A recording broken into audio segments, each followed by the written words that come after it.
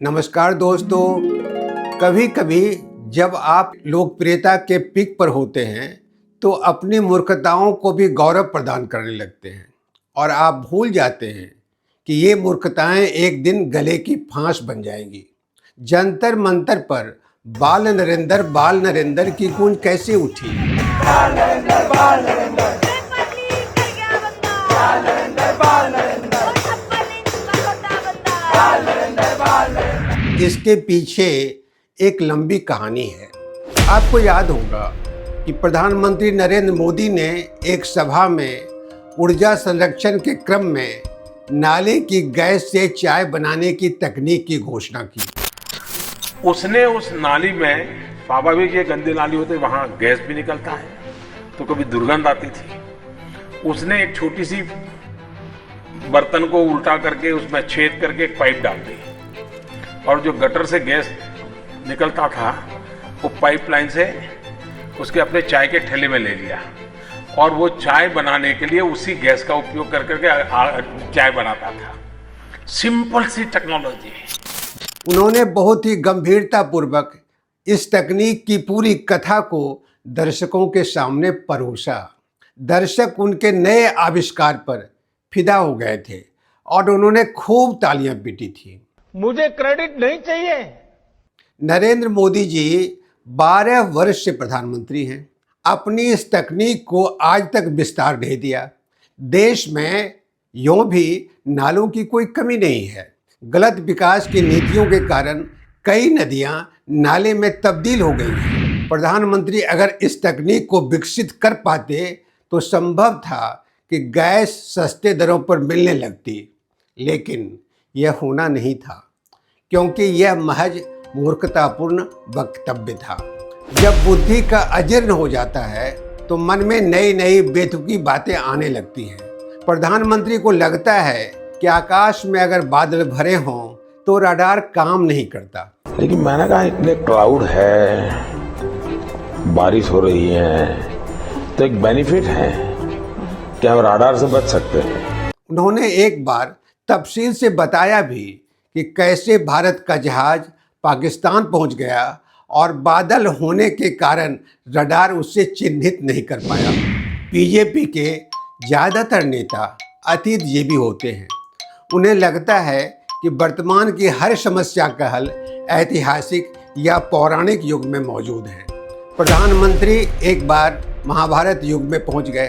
पहले कर्ण के जन्म की कथा कही।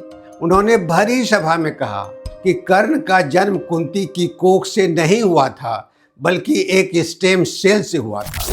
और मेरी जो छोटी सी समझ है उसके हिसाब से मुझे लगता है कि कर्ण का जो जन्म हुआ था वो स्टेम सेल का साइंस था, टेक्नोलॉजी थी। प्रधानमंत्री को अपने नवज्ञान पर बहुत भरोसा है। उन्होंने गणेश जी को इंगित कर बताया कि पहली प्लास्टिक सर्जरी के उदाहरण गणेश जी के शरीर है। अब हम प्लास्टिक सर्जरी को देखें। मुझे लगता है कि दुनिया में सबसे पहली प्लास्टिक सर्जरी शरीर मनुष्य का और माथा हाथी का, गणेश जी का निर्माण। यह कतई जरूरी नहीं है कि प्रधानमंत्री होने के बाद आप सर्वज्ञानी हो जाएं, लेकिन वर्तमान प्रधानमंत्री को देखिए। उन्हें लगता है कि वे संस्कृत भाषा के भी प्रकांड विद्वान हैं। अंगेन गात्रम नयने वक्त्रम न्यायेन राज्यम लवणेन भोज्यम।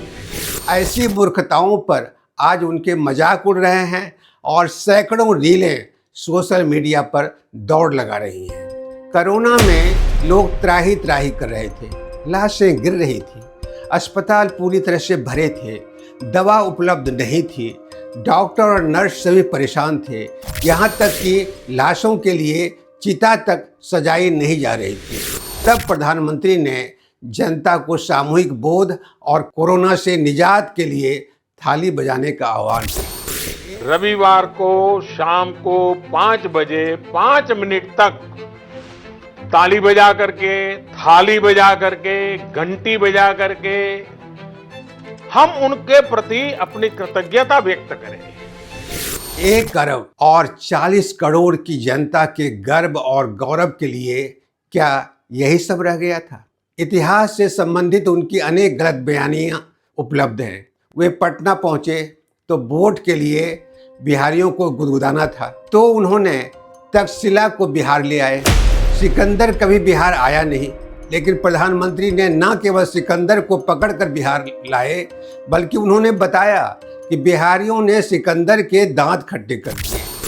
नामन में जिसका न गुलजाम में जिसका, वो डूबा दहाबे में गंगा के आकर, ये ताकत थी हमारे सैनिकों की। उन्होंने सिकंदर को यहाँ परास्त किया, उसको मार करके भेजा। प्रधानमंत्री एक बार कबीर के समाधि स्थल मगहर में महती सभा को संबोधित करते हुए कहा कि यहीं पर कबीर, गोरखनाथ और नानक साथ साथ बैठकर आध्यात्मिक चर्चा करते थे। जब महात्मा कबीर को उनकी ही निर्वाण भूमि से मैं एक बार फिर कोटि कोटि नमन करता हूं। ऐसा कहते हैं कि यहीं पर संत कबीर, गुरु नानक देव और बाबा गोरखनाथ जी ने एक साथ बैठ करके आध्यात्मिक चर्चा की थी। जबकि तीनों का समय और काल अलग अलग है। 8 नवंबर 2016 की रात 8 बजे टेलीविजन पर अचानक प्रकट हो गए और काले धन और आतंकवादी घटनाओं को रोकने के लिए 500 और 1000 के नोट बंद करने की घोषणा की। Brothers and sisters, to break the grip of corruption and black money, we have decided that the 500 rupee and 1000 rupee currency notes presently in use will no longer be legal tender from midnight tonight, that is 8th November 2016.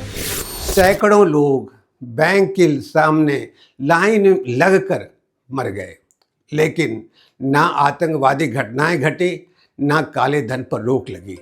उन्होंने 50 दिन का समय मांगा था और कहा था कि 50 दिन के बाद कोई अगर कमी रह जाए तो जनता मुझे किसी भी चौराहे पर सजा दे सकती। मैंने सिर्फ देश से 50 दिन मांगे हैं, 50 दिन।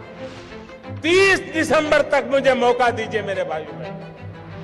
अगर 30 दिसंबर के बाद कोई मेरी कमी रह जाए, कोई मेरी गलती निकल जाए, कोई मेरा गलत इरादा निकल जाए, आप जिस चौराहे में मुझे खड़ा करेंगे, मैं खड़ा होकर के देश जो सजा करेगा वो सजा भुगतने के लिए तैयार है।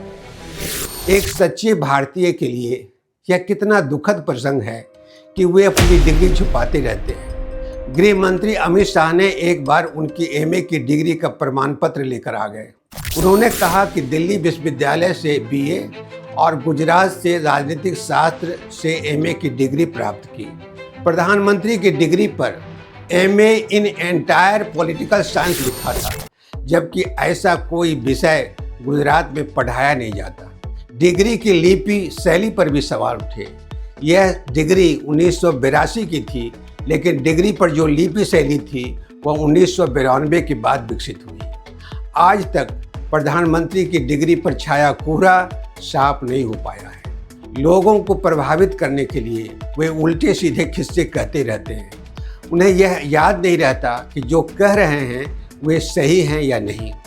ये किस्से को गढ़ना जानते हैं, लेकिन किस्से गढ़ते वक्त अपने पद की गरिमा को याद नहीं रखते। आज वे सहजतापूर्वक संसद नहीं आ पा रहे और उनके बारे में टिप्पणी होने लगी है कि वे एक नए पप्पूकरण के सर्वश्रेष्ठ उदाहरण हैं। वक्त बहुत बलवान होता है, कहाँ किसे कब पटक दे कहा नहीं जा सकता। इसलिए हर वक्त हमें सावधान रहना चाहिए।